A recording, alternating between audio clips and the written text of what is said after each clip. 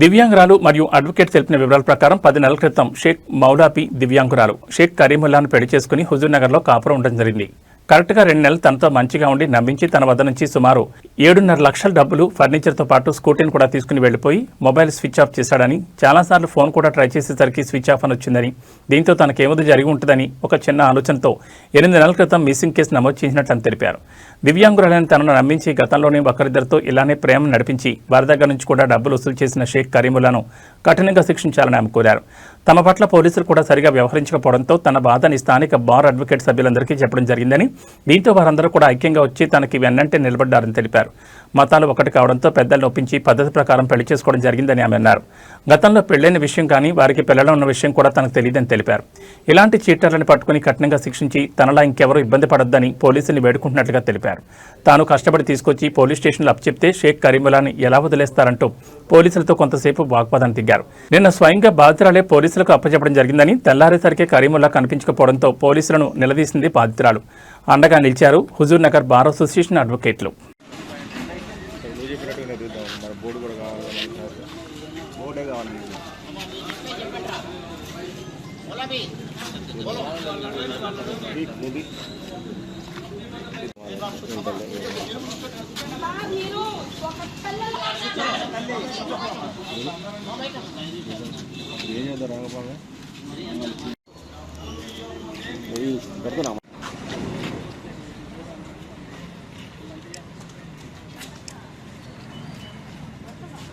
ఇంకొక వార్డు తీసుకుంటారా?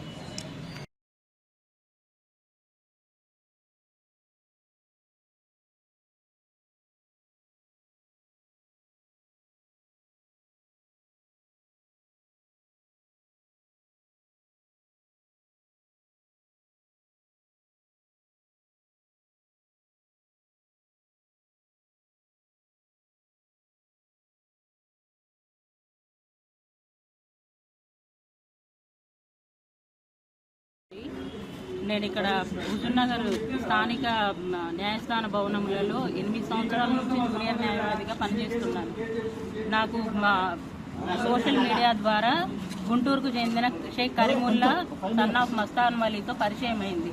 ఆ పరిచయం కొద్దిగా మేము ఒకే కమ్యూనిటీ వాళ్ళం కాబట్టి ఇద్దరం ఇష్టపడి మా కుటుంబం వాళ్ళ కుటుంబంతో మాట్లాడుకొని నేను గత డిసెంబర్ 2025 28వ తారీఖు కుటుంబ సభ్యుల అంగీకారంతో మా సొంత నివాస గృహంలోనే నేను అతన్ని పెళ్లి చేసుకున్నాను. పెళ్లి టైంలో అతనికి 7.5 లక్షల రూపాయలు మేము నాతోనే కలిసి ఉంటానంటే మేము నమ్మి ఇల్లు కొనుక్కోవడానికి ఇచ్చాము.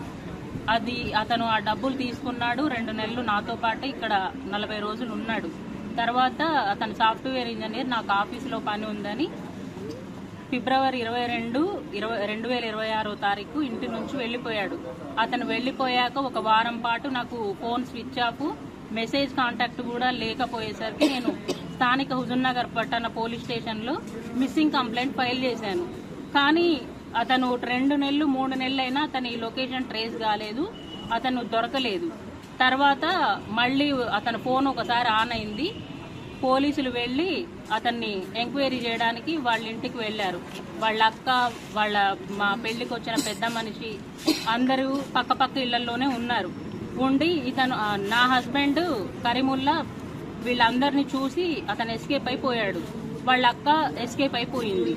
ఆ తర్వాత అతనికి పెళ్ళయి ఇంతకు ముందే పెళ్లిళ్ళయి ఫేస్బుక్ల ద్వారా ఇలాగే అతను నమ్మించి అమాయకపు ఆడపిల్లల జీవితాలతో నాశనం చేస్తున్నాడని ఎంక్వైరీలో పోలీసుల ద్వారానే నాకు నిజం తెలిసింది.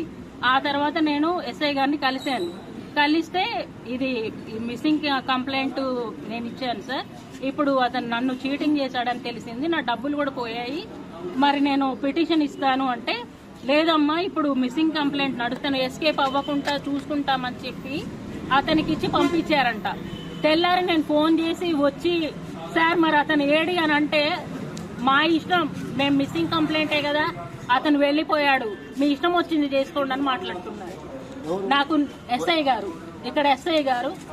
గారిని సమర్థిస్తూ సిఐ గారు కూడా అదే సమాధానం చెప్తున్నారు. మళ్ళీ కంప్లైంట్ ఇవ్వండి తర్వాత పట్టుకొస్తున్నామని నాకు న్యాయం చేసే వరకు నేను పోలీస్ స్టేషన్ నుంచి ఇక్కడి నుంచి కదిలే ప్రసక్తే లేదండి. నేను చెప్తున్నాను, నాకు న్యాయం ఎలాగే అతన్ని ఎలాగ పంపించారో అలాగ మళ్ళీ తీసుకొచ్చి నాకు న్యాయం చేయమని నేను మీ పత్రిక అభిముఖంగా నమస్కరిస్తూ తెలియపరుస్తున్నాను. మా చెల్లెకి గుంటూరు అనే అతను ఫేస్బుక్ ద్వారా పరిచయం అయ్యిండు. ఫేస్బుక్ ద్వారా పరిచయం అయ్యి పెళ్లి చేసుకుంటా అన్నాడు. వాడికి ఇదివరకు పెళ్ళైన సంగతి నా చెల్లెకి తెలియదు. మేము కూడా పోతామంటే మా చెల్లి అన్నదిగా వాడికి ఇల్లు లేదు వాకిల్లు లేదు, ఎందుకు పోవటం అక్క, ఆయన ఇక్కడికి వస్తున్నాడు వాళ్ళ అమ్మ వాళ్ళని వాళ్ళ అక్కని మళ్ళీ వాళ్ళ ఊరు పెద్ద మనిషిని తీసుకొచ్చి మాట్లాడి పెళ్లి చేసుకుంటా అన్నాడు. అట్లానే వచ్చిండు, పెళ్లి చేసుకుండు. కొన్ని రోజులు మంచిగానే ఉండు, ఒక నెల 2 నెలలు మంచిగా ఉండు. తర్వాత మా రామపురంలో మా ఇంటికి వచ్చారు, నిద్ర మలుపులకు వచ్చి మా ఇల్లు చూసి మళ్ళీ అక్కడ ప్లేస్ తీసుకుంటామని చెప్పిర్రు. నా చెల్లె అప్పట్లోనే ఇంకా దానికి ఫోన్పే పని చేయట్లేదు. ఫోన్పే పని చేయకపోతే భర్తే కానీ నమ్మి వాడికి నా చెల్లె వేరే వాళ్ళకి వడ్డీకి ఇస్తే ఆ డబ్బులు మళ్ళీ వాడి మొగుడు అన్ని నమ్మి వాడి ఫోన్పే చేపిస్తే ఆ 7,30,000 వేసుకొని పోయి ఇక వాడి ఇంతవరకు పోయింది ఉన్నది కూడా మాకు తెలియదు సార్. ఇంకా ఇప్పుడు రాత్రి మళ్ళీ తీసుకొచ్చి ఆడపిల్లలమైనా కానీ మేము తీసుకొచ్చి పోలీసులకు అప్పచెప్తే పోలీసులు మీరు తీసుకొని పోండి అని అంటే మా వల్ల కాదు, ఆడపిల్లలు మా ఇద్దరికి ఏదో ఒక హానికారం చేస్తాడు, వాడు పెద్ద క్రిమినల్ అని చెప్పినా కానీ వినిపించుకోకుండా వేరే మున్నా అన్న మనిషికి ఇచ్చి